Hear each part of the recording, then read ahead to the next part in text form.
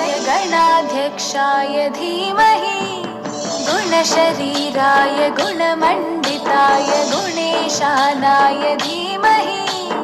गुणातीताय गुणाधीशाय धीमहि